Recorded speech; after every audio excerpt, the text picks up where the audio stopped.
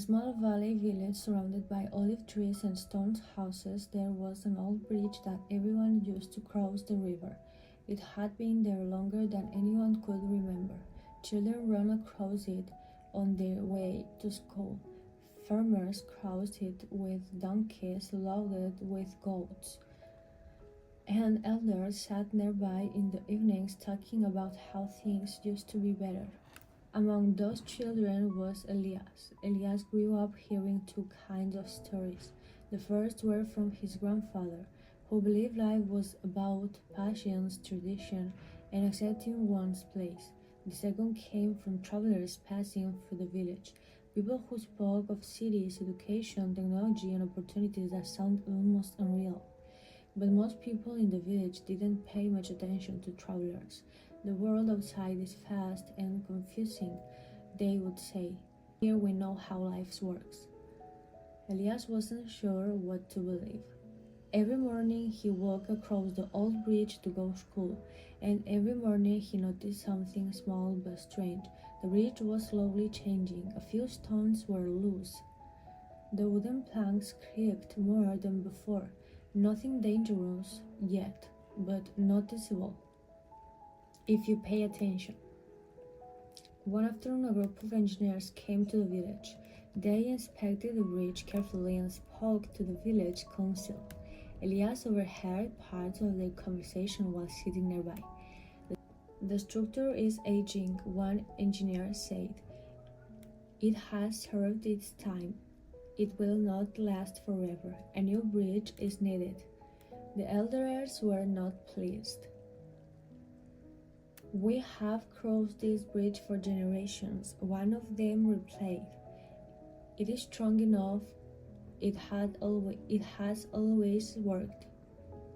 The engineers disagreed, but the decision was not theirs to make alone.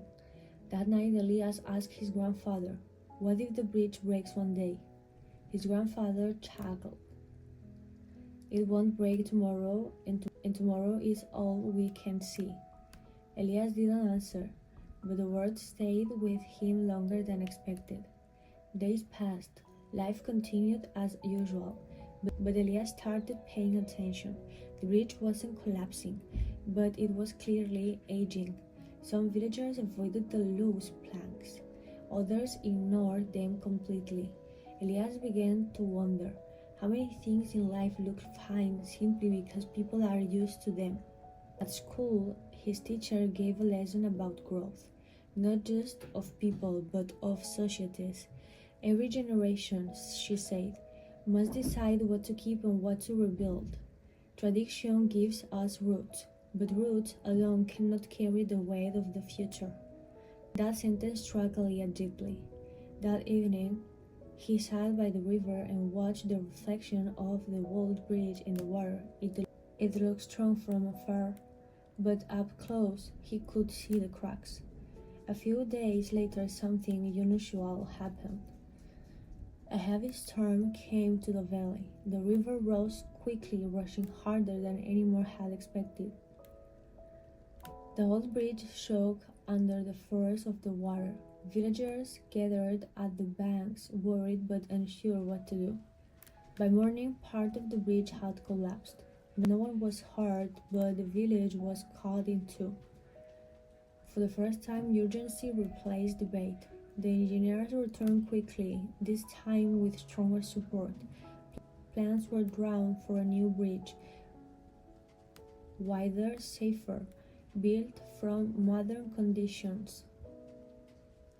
Some villagers welcomed it immediately. Others resisted, saying the old bridge should be repaired exactly as it was. Elias watched both sides argue. He understood both feelings. The old bridge was not just wood and stone, it was memory, it was childhood, identity. But it was also gone. During the rebuilding period, Elias spent time observing the workers. He noticed something important. The new bridge was not built by rejecting the past, but by learning from it. The shape of the old bridge influenced the design. Materials were stronger, but the idea of connection remained the same. One of the engineers noticed Elias watching and asked, "What do you think we are building?" Elias hesitated. "A bridge," he said. The engineer nodded yes, but also trust in what comes next. Those words stayed with him. As weeks passed, the new bridge began to rise. It looked different, clearer, stronger, more deliberate. But what mattered the most was not its appearance. It was what it represented, a choice made with awareness, not habit. One evening, Elias' grandfather walked with him to the riverbank. They stood in silence for a while, looking at the unfinished structure. "It is not like the old one," his grandfather said quietly. "No," Elias replied, "but will carry us farther." His grandfather didn't respond immediately. He only nodded after a long pause. For the first time, there was no argument between tradition and change, only understanding. When the new bridge was finally completed, the village gathered for its opening. People crossed it slowly at first, as if unsure whether it truly belonged to them. Then children ran across it laughing. Farmers followed. Life continued, but in a new direction. Elias crossed it too. Halfway across, he stopped and looked down at the river. The old broken bridge still stood beside it, partially submerged, like memory refusing to disappear completely. It reminded him that the past is never truly gone. It becomes the foundation of that comes next, if people are willing to learn from it. That day, Elias understood something he would carry for the rest of his life. Success was not only about effort or discipline, it was also about awareness, knowing and to hold on, when to rebuild and when to walk forward even if it felt unfamiliar. Many people wait for life to change on its own. Others defend what is familiar simply because it is familiar. But a few notice the cracks early. A few listen when change whispers instead of waiting for collapse to force their hand. As the sun set over the new bridge, Elias realized that the future does not arrive suddenly, it is chosen. And those who learn to see clearly beyond habit, beyond comfort, and beyond tradition alone are the ones who cross into it first.